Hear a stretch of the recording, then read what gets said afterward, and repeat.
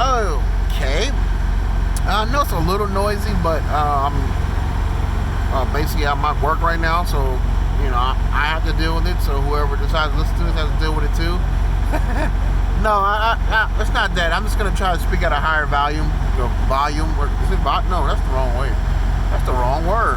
Ah, man, just every time I turn, I want to make myself feel smart, but I'm using the wrong word. Volume is, I think, it's associated with the amount. So if you have a cup, the volume, and you fill it up, what's the capacity or the volume that can be filled up? And then volume is like, I think it's a drug, and of course, how you can hear something. That's just the way my brain works. Not the best at explaining certain things, I guess. So, this is a look at Breaking Bad. The title of the episode is Mas, which is more in Spanish. We're going to be seeing Pinkman. Let me see if I can roll this one up at least. That might help it a little bit. Let's try to roll this one up a little bit. I'm going to start sweating though. Yeah, that sounds a little bit better. Okay, that makes sense. Roll the window up. Jeez. So, we're going to be seeing Pinkman. We're going to be seeing Mr. White, Mrs. White, which I'm going to talk about her first. The brother-in-law, and then the brother-in-law's family. Okay, I'll talk about the brother-in-law second. So let's just jump right into it. And Pinkman's in there too. So, who was I talking about? What was I talking about first? Mrs. White. Now, the way her characters went, it's like a roller coaster ride with this character for me. First and foremost, I didn't like her. I think I've voiced my opinion on that before. And then I got a lot of respect for her.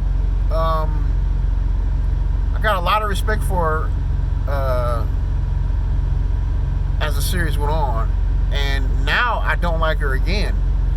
For the simple fact, I understand. I can understand. I know it's fictional. I know it's a fictional character and it's all for entertainment purposes. I understand that. Now, with that being said, you still can get emotionally attached to something. You still can be emotionally invested in something, even if it is fiction, because of the writing and of the actor's portrayal, the actor's job, the actor's ability to bring to life what the writers put on the paper. And I give it to her. She's a great actor because I don't like her. I don't like cheaters in real life, and there's no way I'm going to like a cheater in fiction. But I understand why she did it the first time. I understand why she cheated initially, because that was the only way she could hurt him. There was the only tools available in order to hurt him.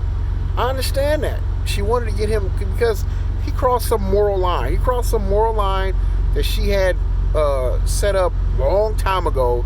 He crossed that. Okay, now I'm going to hurt you. And of course, she wanted to do it. The character wanted to do that. But she's continuing to do it. And now they're going through the motions of her feeling guilt about doing it because she actually still cares for him and blase, blah. I don't want to hear none of that. I don't want to see that no more. I'm interested to see where that character goes, but I don't want to hear no more of that. I'm done with it. For right now, I'm done with it, okay? It's a little annoying. I don't like it. Don't like it at all. But one thing that I will say this series does so well is these little itty bitty, like the smallest detail holds the most gravity in my opinion as far as this series is concerned. It adds so much. Her standing on a heated floor in a bathroom says so much about her relationship with Mr. White and the situation that she's in. It's unbelievable how that little detail can make me as a viewer go, wow, I understand. But I don't like her character at this moment. Now, let's talk about the brother-in-law. So he's still going through an emotional battle about all this death he's been exposed to and almost dying himself. So he winds up not going back to El Paso, and his partner, of all people, gets put up for that position. He's still trying to hold it back. He's yelling at his wife now because I recently went through something like this. You know,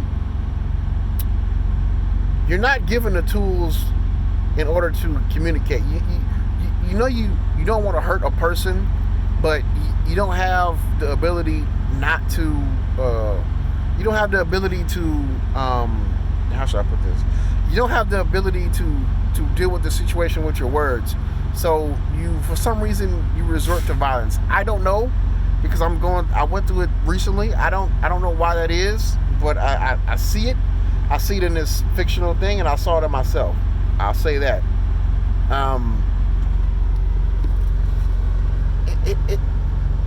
He found something to focus on, which is the case at hand, which I'm just going to go ahead and say it. At the end of the episode, he gets the break that we've all been waiting for. So now he knows that Pinkman is involved. And it's like, oh no. It's like, oh no.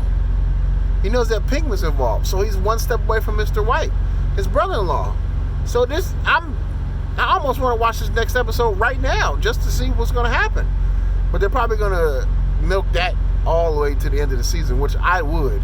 I would milk that all the way to the season. That's great. That's a great, I hate to use this word, but that's a great distraction for the rest of the season. What's going to happen? What's going to happen? And I feel like it's going to have a lot of people wanting to tune in just for that simple reason. So kudos to them. That's really good. I'm already starting to glisten up a little bit. So I rolled that window up.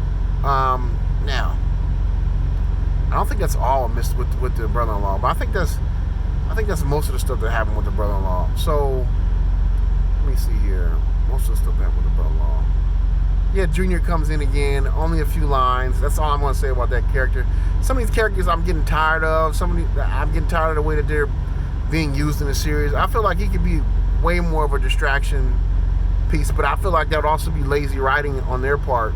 So, yeah, I can see why he's only getting a couple of lines, because he's not that useful to the story. Let's see who else is in this one. Let's talk about Pinkman and the lawyer. So Pinkman and the lawyer, of course, he's basically he's nickel and diming him. He's trying to get every cent he can, and he's also tied in with the purchaser of all these drugs, and Mr. White himself. So the purchaser of these drugs he thinks his way out of this situation.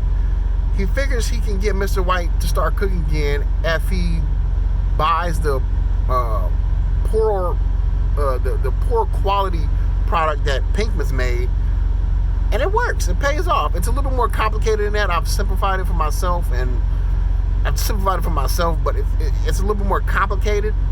But he's able to. He succeeds. He succeeds, and he's able to get Mr. White back in the game. But the whole time, he creates a rift between Pinkman, who's I'm making that face because the character is recently sober. He creates a rift between Pinkman and Mr. White, and also Mr. White actually he signs the divorce papers. So I don't know where that's gonna go. That's what one thing I want to say about this episode is it feels like a season finale. Believe it or not, I mean the one thing I say about Breaking Bad is their attention to detail is pretty good. The actors and actresses are doing an outstanding job of bringing these characters to life from that are written on this piece of paper, and the quality of episodes that I'm seeing, I don't think I've seen these good episodes when they're not like one or two removed from the season finale or the season finale themselves or the opening episode of the season. This is like literally the middle of the season right now, and this is like a season finale quality episode. And I've also said this in other reviews. A lot of these episodes can be turned into movies by themselves. The writing is just so good. I mean, I don't know, my voice went up an octave, but yeah, that's what you're gonna get today. You're gonna get a high voice. that thing, I can't believe it took me. Well, I know why it took me so long to watch this season. Watch this series. I know why it took me so long, but like I said, I didn't grow up with cable, so I didn't have cable until I never had cable. I didn't have access to this till recently, really. Well, I wouldn't say that. I saw it. I had Netflix for a while. I saw it, but I just never watched it. Let me see. What was I trying to get at? Well, Pinkman's situation, he's basically been cut off. And Mr. White, we're seeing the tough guy, Mr. White, in this episode. And man, the way he wins, the way the purchaser wins over Mr. White is something to behold. I mean, he basically gives him he gives him access to a facility that's at least a couple thousand square feet compared to an RV where he was cooking prior to that. And I just can't wait to see what's going to happen. I think he has a quota. He said he needs at least 200 pounds of this stuff cooked. I think it was a day or a week, I think, or something like that.